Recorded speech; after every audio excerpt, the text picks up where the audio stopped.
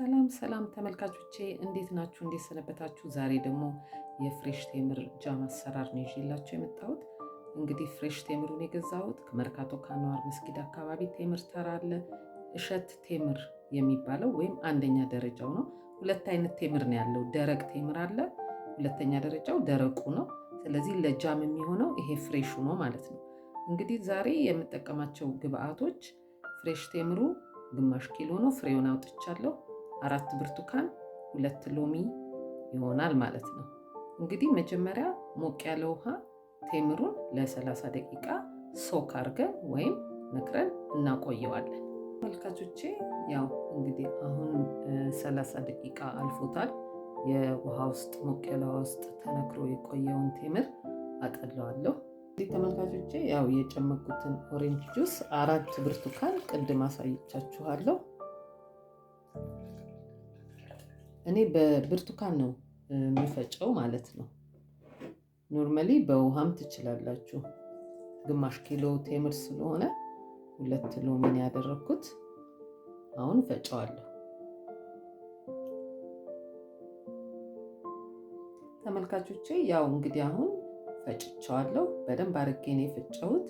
ውሃም 1 የሻይ ብርጭቆ ጨምሬበታለሁ። ግማሽ ኪሎ ቴምር ስለሆነ 4ቱ ብርቱካን ብቻ በቂ አይደለም። ስለዚህ 1 የሻይ ብርጭቆ ውሃ ጨምሬበታለሁ ማለት ነው።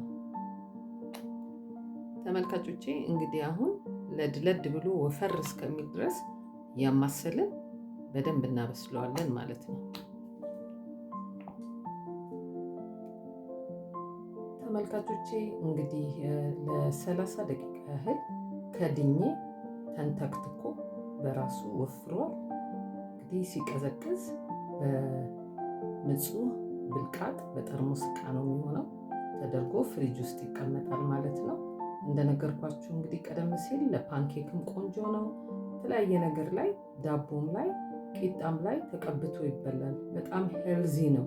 እንግዲህ ከሌላው ይሄ ለየት የሚያደርገው ምንድነው? በኦሬንጅ ጁስ እና ወይም በብርቱካን ጭማቂ እና የሎሚ ጭማቂ ያለው አብሮ ነው የተንተከተከው።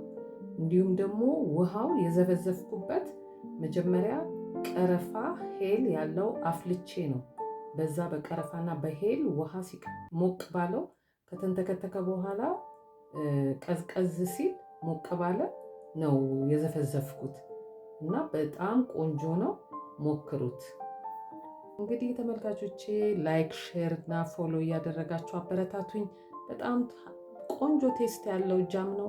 ሁላችሁም እንግዲህ ሆምሜድ ጃሞች ሌላም በሚቀጥለው አሳያችኋለሁ። ለልጆች በጣም ቆንጆ ነው፣ ለአዋቂም ቆንጆ ነው። እንዲሁም አሁን በማር ፋንታ እንኳን ማር ከምንጠቀም ቴምር ውስጥ ወደፊት በቴምር ብዙ ነገሮች እንዴት እንደሚሰሩ በቀጣይ ሳምንት ደግሞ አሳያችኋለሁ እና አስተያየታችሁን እባካችሁ ስጡኝ፣ አበረታቱኝ። በጣም ቴስቲ ነው። አመሰግናለሁ። በሚቀጥለው እስከምንገናኝ ቸር ሰንብቱ። ያው ይሄ ብልቃጡ ስተራላይዝድ አድርጌዋለሁኝ። በጣም ንጹህ መሆን አለበት። ግማሽ ኪሎ ቴምር 1 ኪሎ የቴምር ጃም ይወጣዋል ማለት ነው። እቃው ኤግዛክትሊ የ1 ኪሎ ነው። ስለዚህ ግማሽ ኪሎ ቴምር 1 ኪሎ የቴምር ጃም ይወጣዋል። ለብዙ ጊዜ ይሆናል። እንዳልኳችሁ በተለይ አሁን መጪው እንግዲህ የትምህርት ዘመን ነው ለልጆች። ምንም ሳትጨናነቁ የተለያየ ጃም አሰራር በቀጣይ እናያለን። ይሄ ግን የቴምሩ በጣም ሄልዚና ላይት ነው። ምንም ብትበሉት ሆድ ላይ አይቆይም፣ አይከብድም። ለፓንኬክ ይሆናል። በቂጣ መብላት ይቻላል። ክሬፕስም ሆምሜድ ክሬፕስ አሳያችኋለሁ በሚቀጥለው። በክሬፕስ መብላት ይቻላል። በዳቦ መብላት ይቻላል። በጣም ቆንጆ ነው። ምንም አይከብድም፣ አያንገሸግሽም። እንግዲህ ሪሲፒውን ተከትላችሁ ከሰራችሁ በጣም ቆንጆ ነው የሚሆነው። ምንም አይነት ስኳር ነገር አይገባም። ማርም አልጨመርኩም። በራሱ ብቻ ነው የሰራሁት። እንግዲህ ከሌላው የቴምር ጃም የሚለየው ምንድን ነው? ሌመን ጁስ እና ኦሬንጅ ጁስ አድርጌበታለሁ። ሳንተከትከው ያው ቅድም እንዳሳየዋችሁ ከድኜ ነው ያንተከተኩት።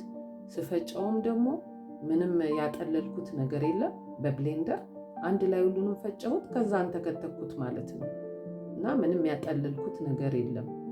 ስለዚህ በዚህ አይነት እንድትሰሩ ቀለል አድርጋችሁ ከሰራችሁት ቆንጆ ይሆንላችኋል። መልካም ሳምንት ይሆንላችሁ። ቸር ሰንብቱ። በሚቀጥለው እስከምንገናኝ ቻው።